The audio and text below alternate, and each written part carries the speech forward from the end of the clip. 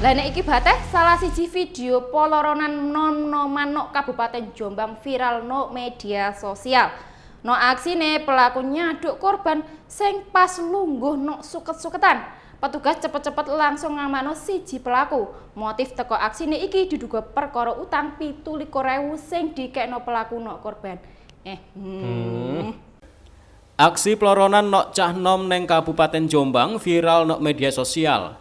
Cah nom nyaduk nom-noman liyane sing gak lain ya kuwi koncone dhewe.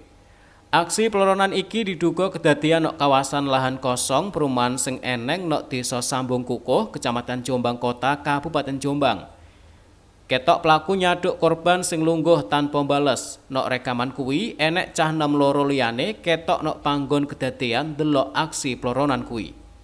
Sakbare viral, petugas langsung gerak cepet ngidentifikasi karo ngamano pelaku. Pelaku sing inisiale ADAP, 15 tahun, pelajar SMP nok Jombang.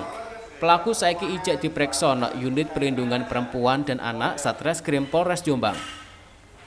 Kapolres Jombang AKBP Ardi Kurniawan ngomong, teko hasil pemeriksaan, kedadian peloronan kuwi mergo utang 17.000 korban nok pelaku. Pelaku loro ati mergo duwike sing diselekno dinggo tuku kaos geng sepeda motor. Apa maneh pas duwike ditagih, korban sing inisiali IYA 15 tahun malah ngelokno pelaku. Sampai pelaku loro ati karo mloro korban sing ijek sak sekolahan. Disinggung mergo aksi ngrekam karo pelaku sing ngeviralno video kuwi, petugas ngaku ijek nyelidiki. Sampai saiki petugas ijek nyelidiki kemungkinane pelaku liya sing gawe video aksi peloronan sampai viral nok media sosial.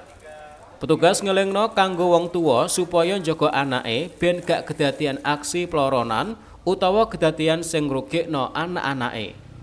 Saiful Mualimin, JTV.